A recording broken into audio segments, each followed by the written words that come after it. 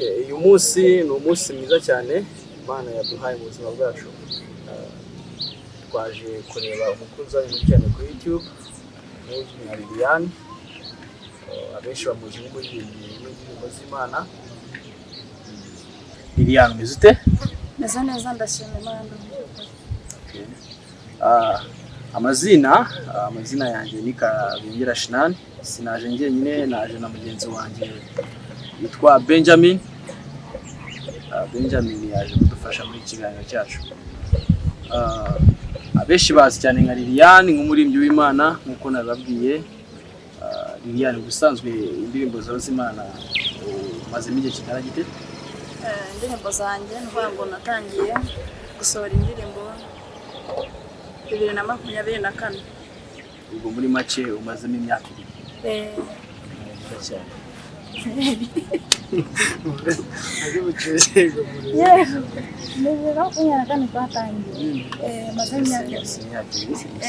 Liliane, abantu barimo baratureza isaha bashobora kwibwira yuko ukiri umukobwa cyangwa se abandi bakakubonamo umumama, kandi nanjye kuri njye ndashobora kubonamo umuntu w'umukobwa. Ese Liliane wewe urinde, ufite family cyangwa se uracyari umukobwa? No kuvuga ngo ndi umudamu, mfite umwana umwe n'umutware ngira. Ubwo muri make barimo baratureba isaha basobanukiwe neza ko uri umumama, kandi ibyo nabyo turabishimira Imana. Liliane ni umumama, afite umwana umwe ndetse n'umutware we. None se Liliane, mbere yuko mubaza ikibazo cyane kindi, nafitemo akandi kabazo kamwe gusa. Twamenye neza ko indirimbo uririmba ndetse n'abakureba ari indirimbo za gospel, indirimbo z'Imana. None se Liliane ifite indirimbo zingahe muri make zumaje gukora byose hamwe, zifite amashusho, zidafite amashusho, zose indirimbo zingahe? No kuvuga ngo mfite indirimbo zigera mu 10. Ufite indirimbo 10. None ubu ushaka kumenya yuko iz'amashusho, ufite indirimbo z'amashusho? Ndazifite, ngira ngo izo nakubwiye 10 zikaba na video ziri no mu mashusho. Tumva yuko uri umuntu ukomeye cyane. Nabyo turabishimira Imana. Liliane, ikindi kibazo cyo nakibajije kumenya, wowe nka Liliane ubikora ute? Ni weho wikontrola cyangwa se ufite umuterankunga wose? Ufite manager, ufite sponsor, ufite ni wowe uhagaze nkaho ku giti cyawe kugira ngo ugere kuri iyo ntera yo kuririmba izo ndirimbo 10, cyangwa se ufite umuterankunga? Manager ndamufite, mfite manager umanaginga kandi turi kumwe kugira ngo ndabona byose muzi munsi wese. Manager, mbere yuko reba Liliane wacu uyu nguyu, urabizi neza ko kumanaginga ikintu, uzi neza ko hari inyungu kizavamo, ntabwo ari ikintu cyo gufata amafaranga yawe ukayashyira mu utazi neza ko hari kizavamo. Icyo ushatse kumenya wewe nka manager, kugira ngo umenye ko Liliane afite impano, wabibonye he, wabisanze he? Ese Liliane muri make umwita nde? So Liliane twagiye gusenga. Liliane twahuriye ahantu twagiye gusenga, aririmbye mbona afite impano nziza, nanjye ndavuga ati Liliane reka mushyemo amafaranga kugira ngo asohore indirimbo ze abashe kuzishyira ha YouTube. N'ubwo buryo twahuyemo.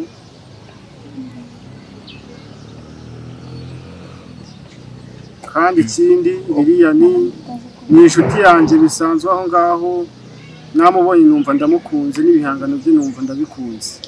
Naguciyemo mu ijambo, tubwiye ko Liliane mwamenyanye mu rusengero. Ngo muri make Liliane wamubonye aririmba. Yego. Turashaka kumenya se ni rusengero ki, ushobora kuba mwarabonanye mu rusengero rw'ayandi madini tutazi? Urusengero twari turimo ni urusengero rwa ADPR. ADPR. Ukimenyesha Liliane umenyana n'uyu nguyu mwamenye muri ADPR. Mbo Liliane, tumaje kumenya yuko udahagaze wenyine mu kintu cya muzika yawe, uri kumwe na manager wawe, kandi kuko twamenye uyu rwose tutabashije kumubaza ibibazo byinshi, ariko akanya kari imbere turi mubaza. Ese Liliane weho nkawe ufite inzozi zawe muri muzika yawe ni nzihe? Murakoze, no kuvuga ngo intego mfite muri iri vugabutumwa ry'uburirimbyi ni ukuvuga ngo mfite intego yo guhimbaza Imana cyangwa se kwamamaza umwami wanjye ari we Yesu Kristo, kandi mbese ivugabutumwa ryamamara hirya no hino.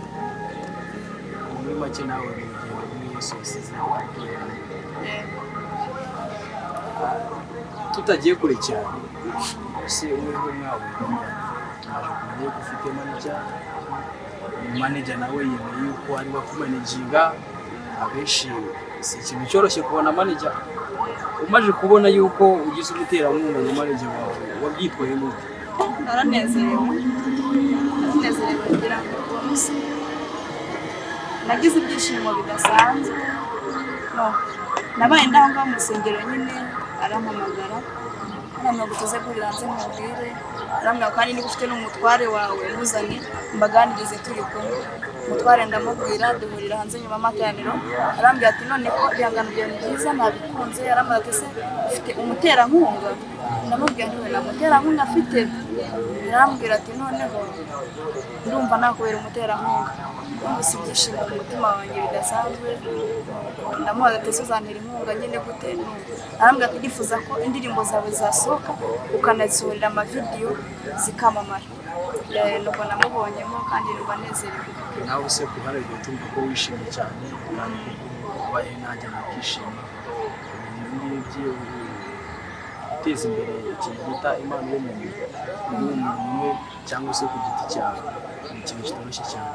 Iyo ugize izindi mbaraga ku ruhande bigaragara yuko umutima wawe unezerewe. Gusa wowe nk'umugabo yabyitwaye amata, kuko urabizi si ikintu cyoroshye umuntu w'umugabo akaza akavuga ngo ndashaka kumanaginga umugore wawe, si byoroshye cyane. Ntabwo biba byoroshye. Umugabo yabyitwaye amata, byagenze gute? Ni ngo umugabo wanjye yabyakiriye neza cyane ko uwo mugabo ntabwo mbese nyine manager wanjye ntabwo duturanye, ntabwo aturuka muri karitsiye imwe natwe, yaturukaga kure, yari yaje ari umushyitsi. Akunda ibihangano byanjye muri ubwo buryo, biganirije umutware wanjye. Umutware wanjye nawe arabikunda, aranezerwa cyane, arambwira ati ntabwo bisanzwe ibi bintu. Urakoze Liliane. Reka ngaruke kuri manager weho twamaze kumenya ko uyu muntu ushyiraho amafaranga.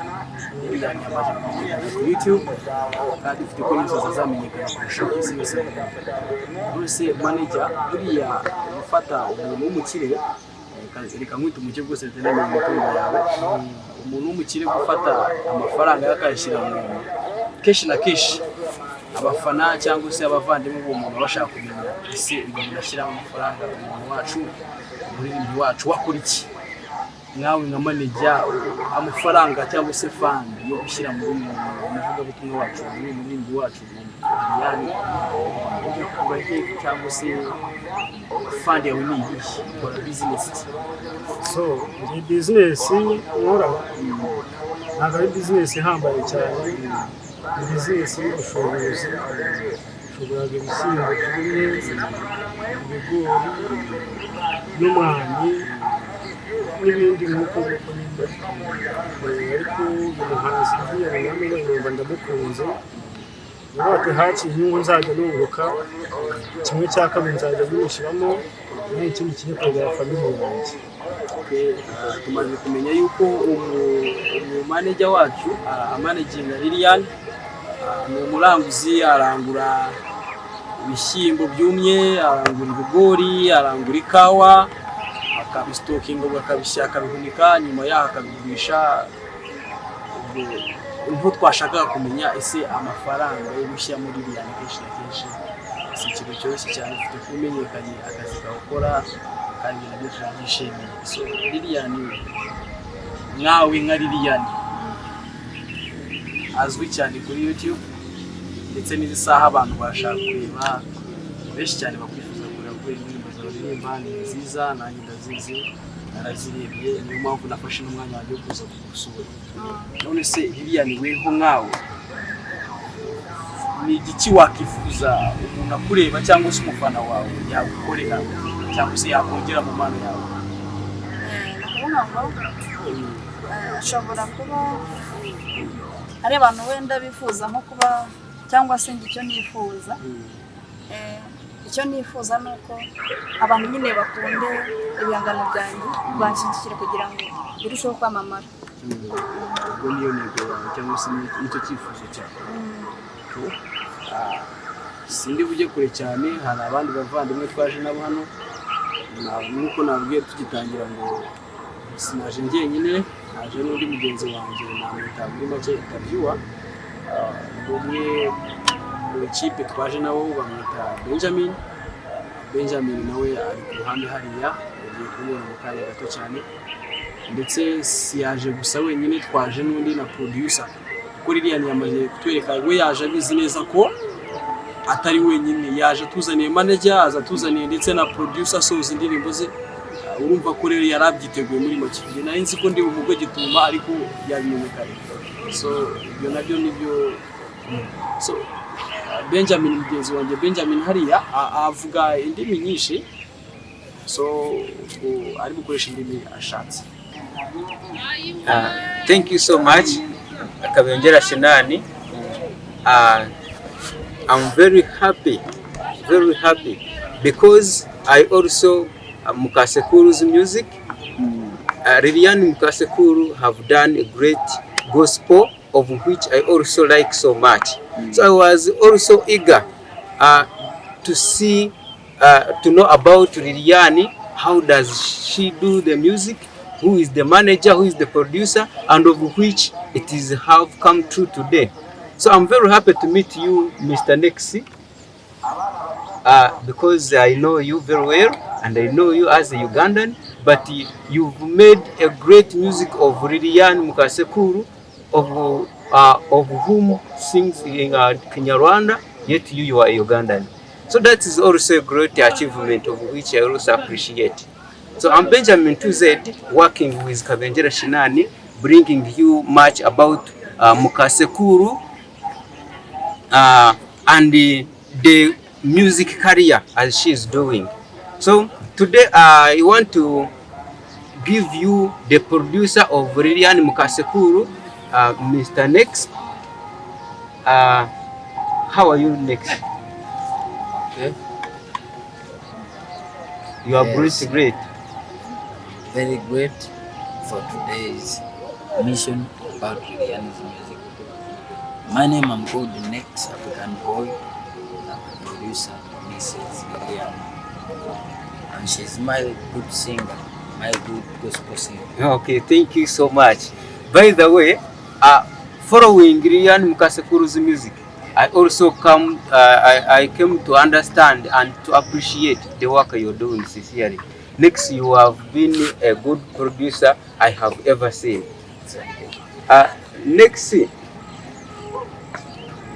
being a Ugandan, how do you come to understand Mukasekuru's music and understand the language?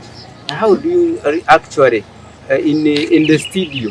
There is what we call backing and whatever. How do you get here? Actually, Shinan, what I'm trying to mean, Next is a Ugandan, and I am sure that he does not understand Kinyarwanda, but he's doing great work with Mukasekuru, and I am trying to ask how did he come to understand the language, and how he come up to know to do it greatly the way it is perfect now. You can tell the Mukasekuru, or you add on my question. Okay, to me, In Kinyarwanda, don't you I will English? come. Okay.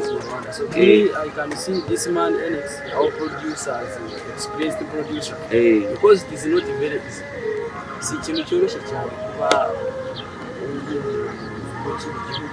utazi Ikinyarwanda ariko ukagerageza cyangwa se ugakora neza cyane kuba wasoza indirimbo y'umuntu w'Umunyarwanda. Obviously. So ikintu kimenyesha ngo abari experienced cyangwa se abamaze igihe kirekire cyane mu murimo, ntabwo aba ari ikintu gitangira kuko abaye ikigitangira akaba yakora abo yumvikana nabo neza mu ndimi. Mama yari wacu akoresha Ikinyarwanda gusa, rero niba akoresha Ikinyarwanda gusa ntikigaragara ngo yaza kuza kuba adafite this man, our producer, kuba yamusura indirimbo yari bugiye gushaka kuri producer Actually, let next And of tell which, us. and of Let which, on next addition tell to us. that, on addition to that, Mm. it's not very easy to get that producer here Mm. because to me I can see her as a foreigner. Mm. Ni umunyarwanda ashaka kuzamura indirimbo ze cyane muri iki gihugu. Mm. So that means that this man of ours, this NX, is not an easy man. It may be possible, but just it is the connection between the singer and the producer. Mm. In music, we producers, we just base on the chord.